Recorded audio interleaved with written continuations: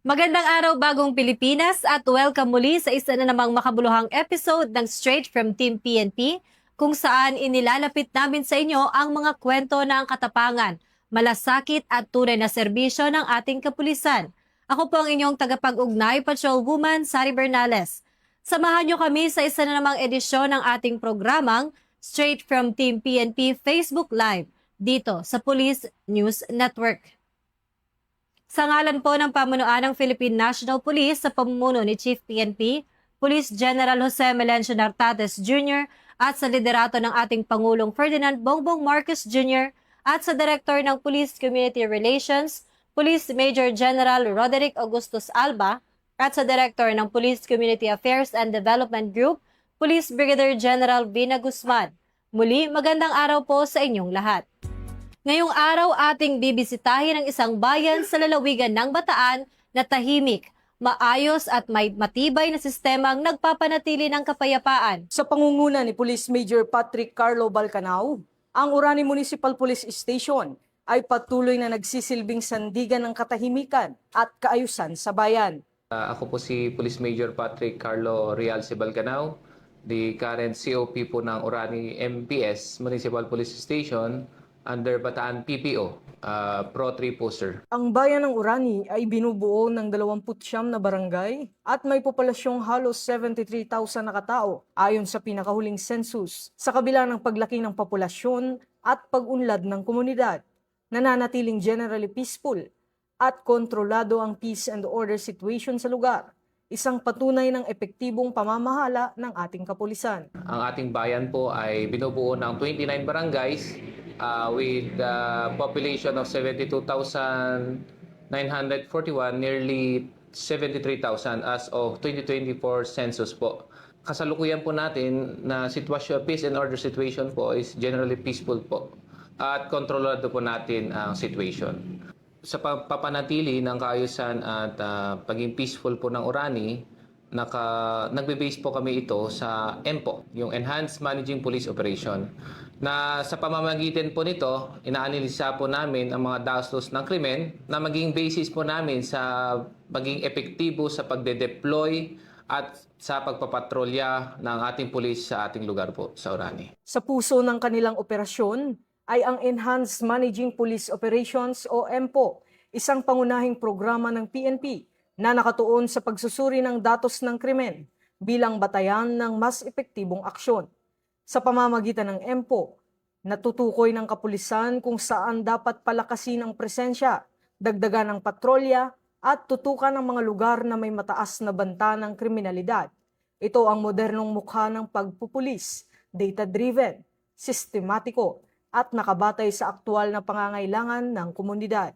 Bukod sa EMPO, nagpapatupad din ang Orani MPS ng iba't ibang programa upang mas mapalakas ang peace and order sa kanilang nasasakupan. Marami po tayong mga programs, plans and programs po dito sa Orani para panatilihin ang peace and order situation po dito.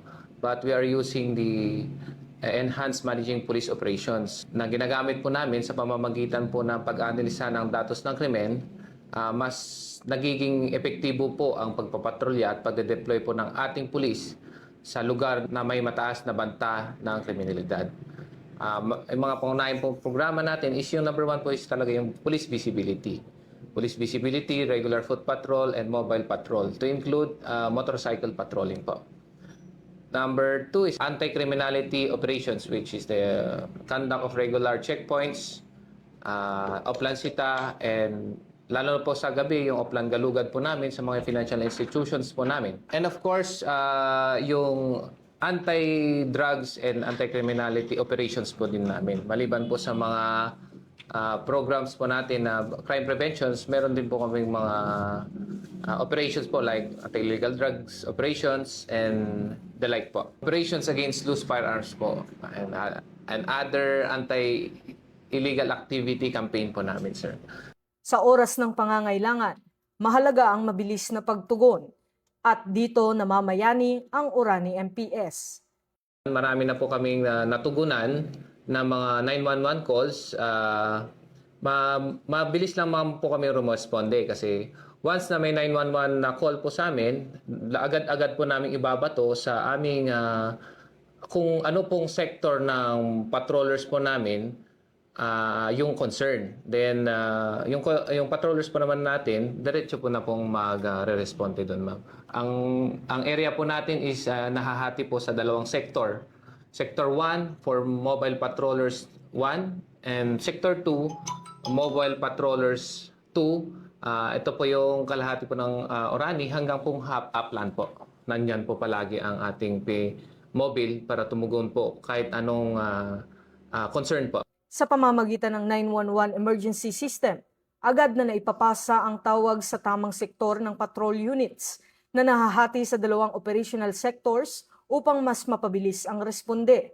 Mula sa bayan hanggang upland areas, nakaposisyon ang mobile patrol units, handa sa anumang sitwasyon, anumang oras. Dahil sa Orani, ang kapulisan ay hindi lamang tagapagpatupad ng batas, kundi katuwang ng mamamayan sa kaligtasan. Sa likod ng matagumpay na operasyon ay ang matibay na suporta ng pamunuan at ng komunidad. Ang inyong PNP Orani po ay taos-puso pong nagpapasalamat sa mga opisyal po ng PNP at sa ating LGU sa kanilang walang sawang suporta, tiwala, gabay na nagsisilbing inspirasyon po sa amin sa pagpapatupad po ng aming tungkulin. Unang-una po sa lahat kay ang ating pong minamahal na Chief PNP, Police General Jose Melencio C. Nartatis Jr. Sir, sa inyong mahusay na pamumuno at strategize na program na nagpapatatag ng disiplina at serbisyo ng buong PNP. Sa ating Regional Director po, Police Brigadier General Jess B. Mendez, Sir, sa inyong gabay at pagtutok sa kaayusan ng ating rehiyon. Sa aming pong Provincial Director, Police Colonel Marites A. Salvador, ma'am, sa inyong direktang supervision at suporta sa lahat ng aming operasyon sa buong lalawigan ng Bataan. Maraming salamat po, ma'am. And lastly po, sa aming mahal na mayor po, Mayor Antonio F. Arizapa Jr., Sir, taos puso po kami nagpapasalamat, Mayor, sa inyo pong walang tigil na suporta po sa inyong PNP, Orani, at programa ng ating lokal na pulisya para sa ikabubuti po ng bawat miyembro ng Orani, Bataan. Maraming salamat po. Ako po si Police Major Patrick Carlo Balcanao, COP po ng Orani Municipal Police Station, Bataan PPO. Bagong PNP para sa bagong Pilipinas. Serbisyo mabilis, tapat at nararamdaman. Sa bayan ng Orani, malinaw na ang kapayapaan ay hindi aksidente. Ito ay bunga ng plano, aksyon at malasakit. Sa pamumuno ni Police Major Patrick Carlo Balcanao, patuloy na isinasabuhay ng Orani MPS ang makabagong pagpupulis, nakabatay sa datos, mabilis sa aksyon at malapit sa komunidad. Mula po sa tanggapan ng tagapag-ugnay ng Pambansang Pulisya, ako po si Patrolwoman Sari Bernales. Magkita-kita po tayong muli sa susunod na episode ng Straight from Team PNP Facebook Live, kung saan patuloy naming inilalapit sa inyo ang mahalagang programa, serbisyo at kwento ng dedikasyon ng ating kapulisan. At ito ang bagong PNP para sa bagong Pilipinas, serbisyong mabilis, tapat at nararamdaman. At muli po, ito ang Straight from Team PNP Facebook Live.